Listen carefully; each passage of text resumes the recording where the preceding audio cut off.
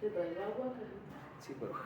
Ya, porque Cordial saludo para todos, muy buena tarde, día, noche, no sé cuándo vayan a ver ustedes esta predicación, la verdad, este devocional. Hoy no pude transmitir en vivo porque me pidieron un favor en la iglesia de Bogotá, que les ayudara a transmitir el servicio de YouTube en la página de Facebook de la iglesia en Bogotá, porque al parecer tuvieron problemas, entonces pues mi computador lo tengo aquí proyectando el servicio de Bogotá. Pero nosotros pues desde acá vamos a tener nuestro servicio en la Iglesia de Cristo Internacional de Villavicencio. Y pues bueno, va a ser más bien más concreto, más conciso. Voy a arrancar con una oración y luego damos paso a la prédica y al devocional. ¿Listo? Cariñoso Señor, Dios Rey, Santo Padre que estás en los cielos, que reinas y gobiernas, Señor, por los siglos de los siglos. Muy buen día, Padre mío. Muchas gracias por este tiempo, Señor. Gracias por tu amor y tu bondad, tu compasión y tu misericordia, amado Rey. Gracias por tantos beneficios, por tantas bendiciones, Padre, que nos das cada día. Nomás el solo hecho de vivir, Dios, de podernos levantar esta mañana. Qué privilegio, gracias Dios, Señor.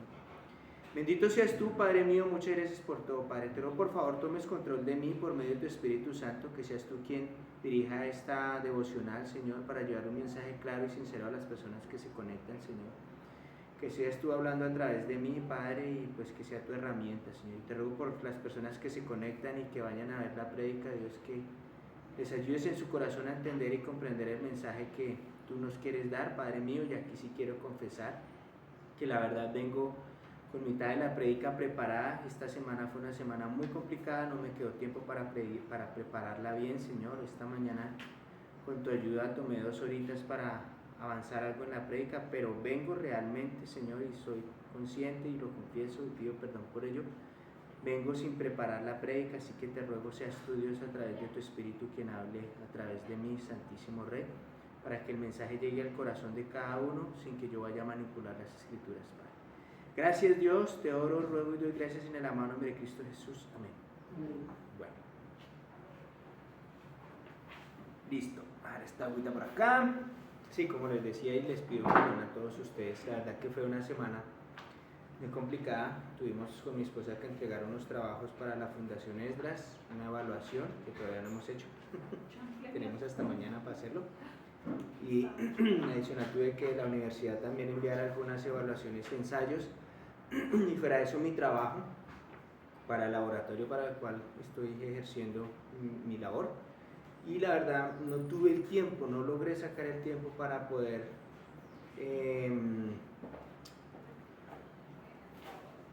no tuve el tiempo como para poder preparar bien la prédica, así que esta mañana tomé un tiempo con Dios, en mi tiempo con Dios, acerca de esta escritura, la charlamos los dos, y Él me dio unas bases y ahora pues ruego que Él tome el control del resto de la prédica, ¿ok?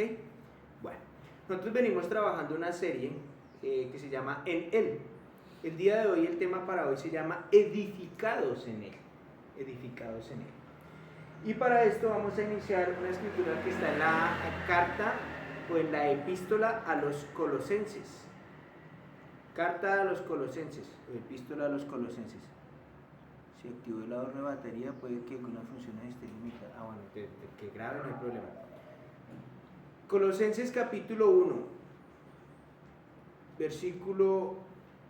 ¿Ahí sí es Colosenses 1? Perdón. A ver. Es Colosenses capítulo 2, ¿sí? Ya empezamos mal. ¿O bien? No sé, Dios es el que guía. A ver, Colosenses capítulo... sí señor. Capítulo 2, perdón. Colosenses capítulo 2. Colosenses capítulo 2. Listo, muy bien. Colosenses capítulo 2, versículo 1 dice lo siguiente. Voy a leer una nueva versión internacional. ¿Listo? Dice. Colosenses capítulo 2, versículo 1. Quiero que sepan que gran lucha sostengo por el bien de ustedes y de los que están en la Odisea, y de tantos que no me conocen personalmente.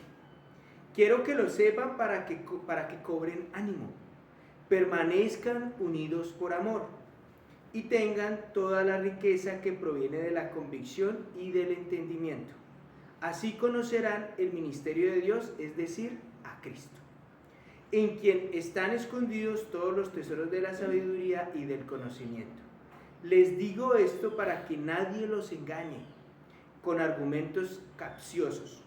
Aunque estoy físicamente ausente, los acompaño en espíritu y me alegro al ver su buen orden y la firmeza de su fe en Cristo. Versículo 6. Por eso, de la manera que recibieron a Cristo Jesús como Señor, vivan ahora en Él, arraigados y edificados en Él, confirmados en la fe como se les enseñó y llenos de gratitud. Cuídense de que nadie los cautive con la vana y engañosa filosofía que sigue tradiciones humanas, la que va de acuerdo con los principios de este mundo y no conforme a Cristo. Versículo 9. Toda la plenitud de la divinidad habita en forma corporal en Cristo y en Él, que es la cabeza de todo poder y autoridad. Ustedes han recibido esa plenitud. ¿Ok? Bueno, y voy a colocarlos en contexto acerca de esta carta. Esta carta fue escrita por Pablo en compañía de Timoteo, ¿sí? Y está dirigida a la iglesia en Colosas. Es una iglesia que no fue fundada por Pablo, de hecho Pablo no la conocía y los discípulos de esta iglesia no conocían a Pablo. Esta iglesia fue fundada por Epafras. Epafras es un discípulo, un pupilo de Pablo. Bueno, lo que pasa es que Epafras le traía noticias a Pablo acerca de la iglesia, le estaba contando la fe que tenía la iglesia, ¿sí? Pero también le traía una preocupación por unas falsas enseñanzas que estaban minando o que se estaban introduciendo dentro de esa fe, esa buena fe de la iglesia. Como lo hemos visto en casi todas las epístolas de Pablo, tanto las epístolas pastorales como las epístolas del cautiverio, son epístolas enviadas específicamente a algún tema o algunos temas que estaban pasando en estas iglesias. Algo que sí es muy recurrente en estas epístolas de Pablo es que la mayoría llevan dogmas frente a las herejías o frente a las falsas doctrinas que estaban entrando en la iglesia. Bueno, la carta fue escrita alrededor del año 61, durante el primer encarcelamiento de Pablo en Roma. Recuerde que él fue encarcelado 2 veces, en la segunda fue cuando ya lo decapitaron. Esta es una de las cartas llamadas epístolas del cautiverio. Hay otras que se llaman las epístolas pastorales porque pues eran para dar ciertos direccionamientos a personas que dirigían iglesias, como por ejemplo la primera de Timoteo, segunda de Timoteo y las de Tito eran cartas pastorales que les llevaba como ustedes tienen que hacer esto o lo otro, ¿vale? Bueno, entonces aquí estamos hablando de las cartas que son del encarcelamiento, ¿sí? O las de cautiverio. Entre esas cartas están Efesios, Filipenses y Filemón también. ¿Listo? Bueno. El versículo clave de hoy para nuestra prédica de edificados en él es el versículo 7. El versículo 7 dice: arraigados y edificados en él, confirmados en la fe como se les enseñó y llenos de gratitud. Entonces arranca como arraigados y edificados en él. La carta trata los peligros de las herejías, como les estaba diciendo, de las falsas doctrinas que estaban tratando de contaminar la sana doctrina de esta iglesia. Y se extiende Pablo en hablar de Jesús como protagonista principal o el único protagonista de la historia del pueblo santo. Es como que lo que enfatiza Pablo aquí en esta carta de los Colosenses es a Jesús como protagonista principal y único. No hay más, no le podemos meter ningún otro. Solamente Jesús, no le puedo meter vírgenes, no le puedo meter santos, no. Solamente Jesucristo, ¿ok? Y Jesucristo quien representa el único protagonista de la iglesia, pasado, presente y futuro de la iglesia. No hay más. ¿Listo? Bueno. como es el protagonista principal, pues vamos a hablar un poco acerca de ser edificados en él. ¿Ok? Bueno, edificar una casa no es fácil. Y creo que eso yo ya lo he hablado en otras prédicas. Yo cuando era más joven trabajé alguna vez en la rusa, como llamamos nosotros, que no es otra cosa que la construcción. Trabajé en construcción, me acuerdo tanto que trabajé con un hombre que al final tomó un contrato en Bogotá de construir un barrio completo en Álamos, en Bogotá, un barrio inmenso. Y tocaba pues arrancarlo de ceros. Me acuerdo tanto teniendo que abrir huecos, chambas, para luego meter piedras. Y cuando uno va a meter las piedras, uno tiene que encontrar piedras específicas que cuadren como entre ellas y que eso como un Tetris ahí, como llaman una piedra angular, o sea que las piedras casen unas con otras y luego se echa una cosa que le llaman murriar cemento para que se consoliden las piedras y luego de ahí en adelante colocamos el piso, ¿cierto? De ahí para allá van las columnas y empezamos a construir y arranca a construir uno la casa. ¿Ok? Lo más difícil es eso, abrir el hueco, las chambas que llaman, y luego meter las piedras y luego con el cemento acabar de afirmar. Es como lo más complicado, de ahí para allá es un poco más fácil. Bueno, para edificar una casa, ¿qué se necesita primero? Las bases. Mi esposa dice las bases. ¿Serán que las bases es lo primero? Los planos. Los planos, dice mi esposa. Bueno, yo puedo tener las bases y puedo tener los planos. ¿Puedo edificar la casa? Los materiales. Los materiales. ¿Puedo tener los materiales y puedo edificar la casa? El terreno. El terreno. O sea, sin el terreno yo no puedo edificar una casa. Lo primero que necesito de hacer es haber comprado el terreno. Entonces, cuando ya tengo el terreno, ¿verdad? Ahí sí que necesito, lo dijiste ahora sí, los recursos. Los recursos. Porque para los planos necesitas pagar los planos. Y para esos planos vas a necesitar recursos, ¿ok? Espiritualmente no necesitamos plata, gracias a Dios. Necesitamos otra clase de recursos. Necesitamos la disposición para conocer de Dios. Ese va a ser nuestro recurso principal. El querer realmente conocer de Dios y que Él transforme nuestra vida, ¿sí? Luego los recursos que necesitamos. Pues ya tenemos los recursos, pero ¿qué necesitamos con los recursos que hay que hacer? Comprar qué, bueno, que lo primero que... Los materiales, las herramientas, ¿cierto? Necesitamos la pica y la pala para abrir los huecos. La mano de obra.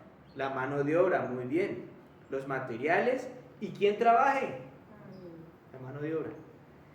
Las herramientas y los materiales ya los tenemos.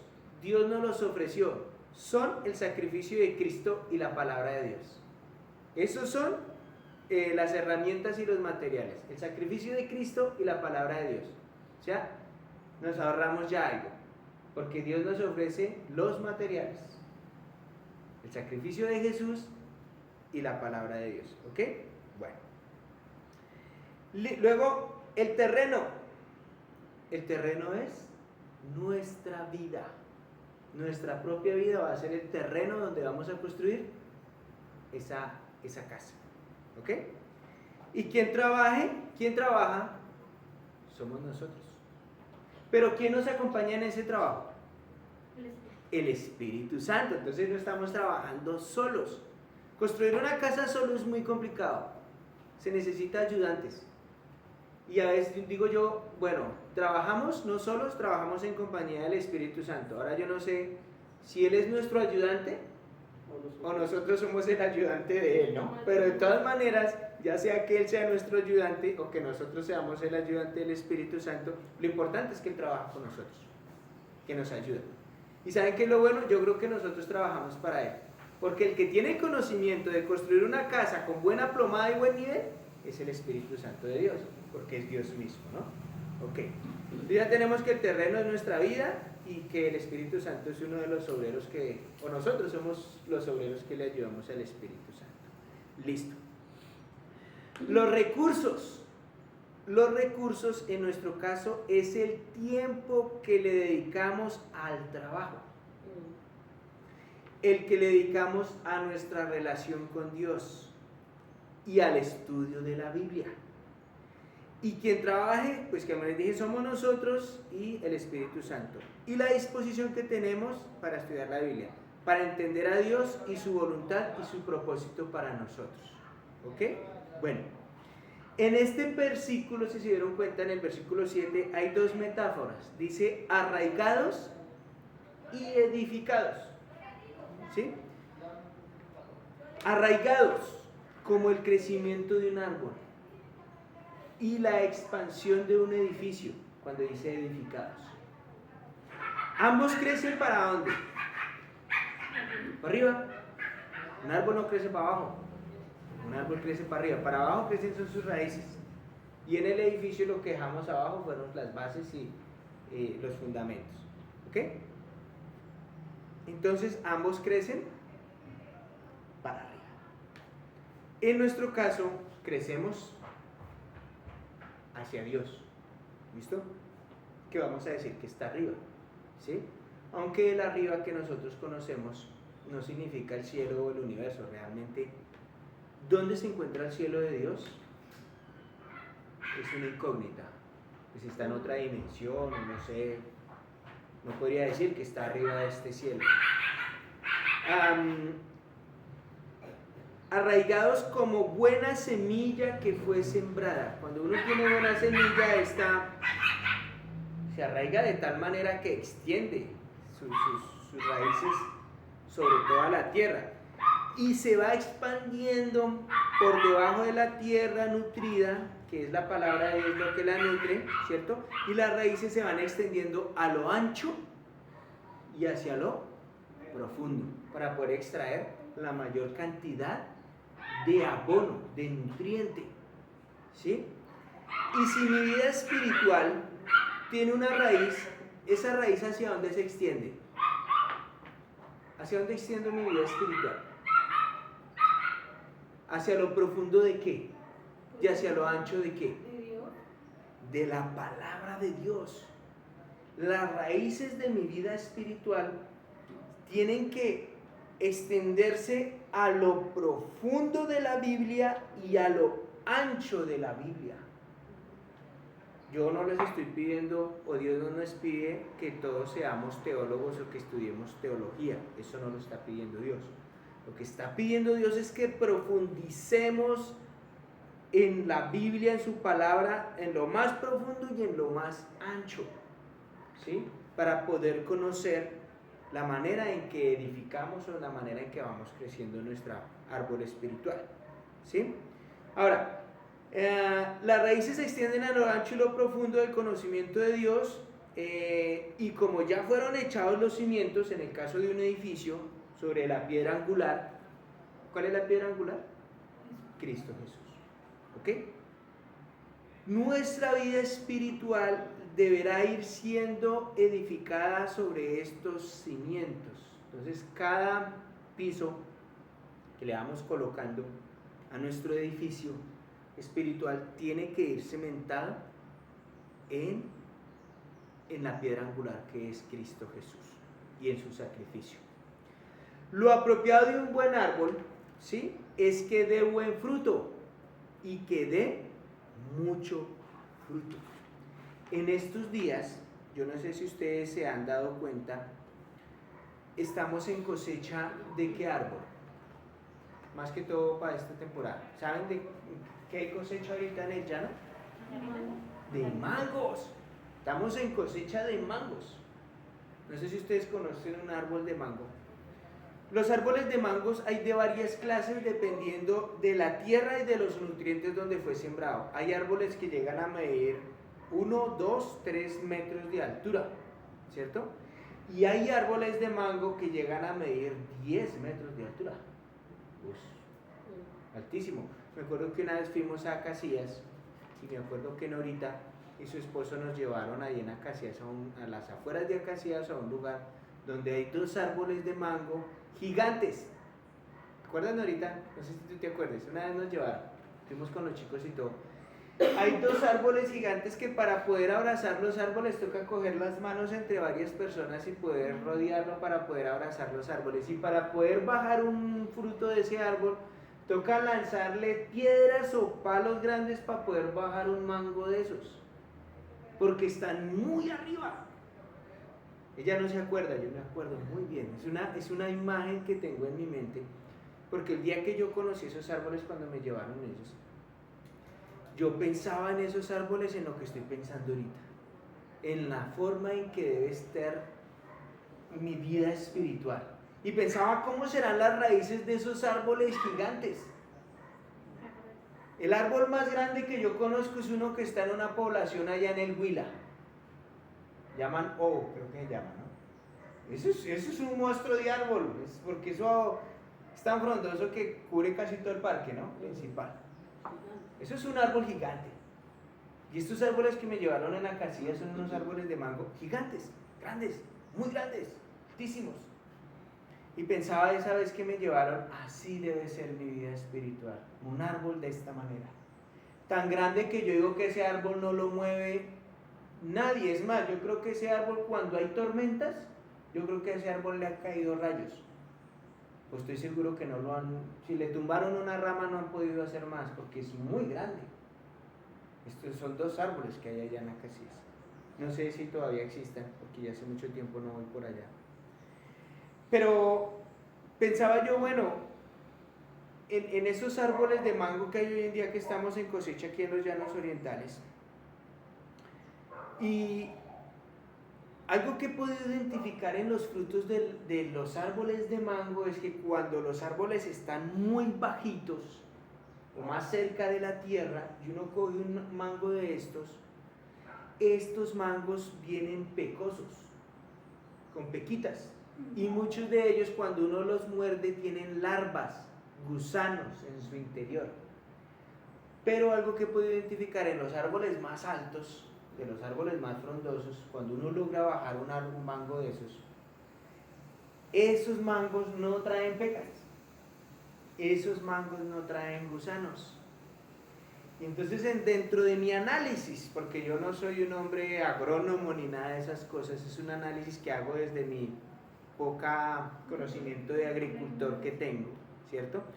Pero pienso yo en que cuando están más cerca al suelo, estos árboles son más bajitos, pues hay más posibilidades de que los insectos lleguen al fruto, lo coman y lo infecten con sus larvas. Mientras que en los árboles que son mucho más altos, los insectos les va a quedar mucho más complicado llegar hasta ellos, hasta sus frutos, y poder contaminarlos con sus larvas. Además que un árbol que está más alto es más difícil de que la polución y el polvo y la contaminación que está aquí sobre la tierra le dañe sus frutos, porque están muy altos, a un árbol que está más cerca a la tierra. Pienso que la contaminación sobre la tierra, la polución y el polvo contaminan y dañan más el fruto. ¿Eso qué quiere decir o para qué les digo estas cosas? Mi vida espiritual, ¿cómo creen que debe estar?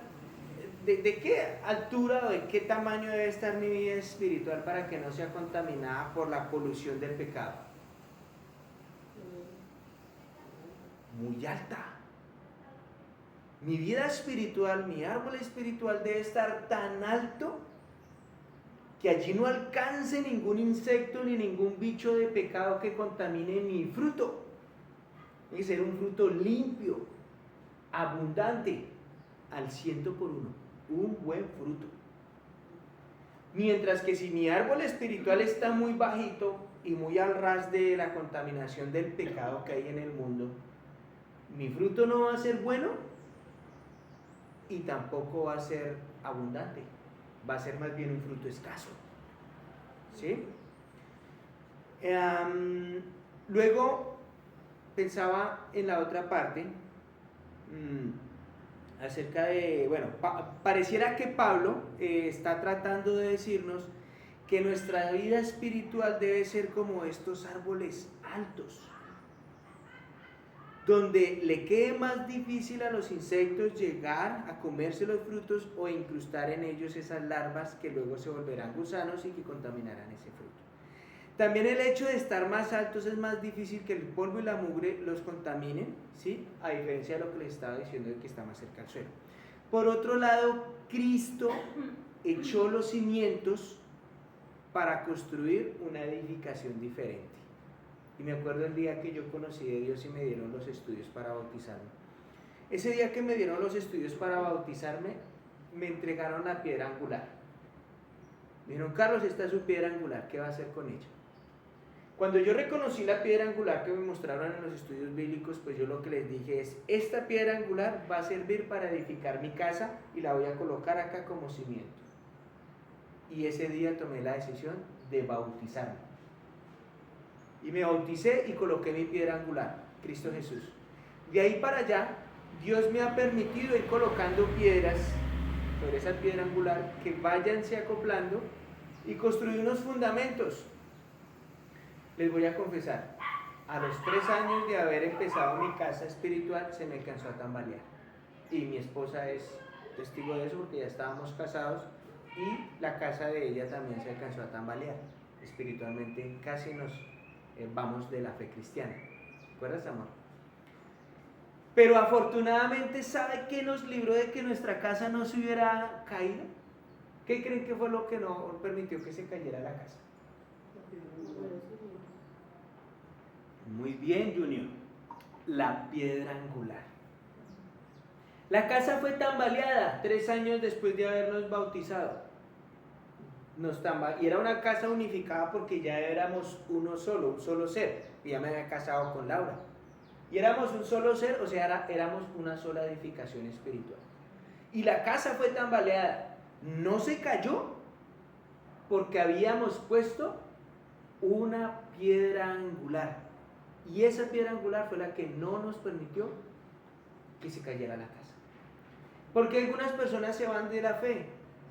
Porque muy seguramente cuando les entregaron la piedra angular no la colocaron. La dejaron a un lado. Pero ¿sabe qué es lo bueno y lo importante? Que la piedra todavía está ahí. Y esta escritura que acabamos de leer en Colosenses la escogí de la Nueva Versión Internacional porque dice arraigados y edificados, pero en otras versiones dice arraigados y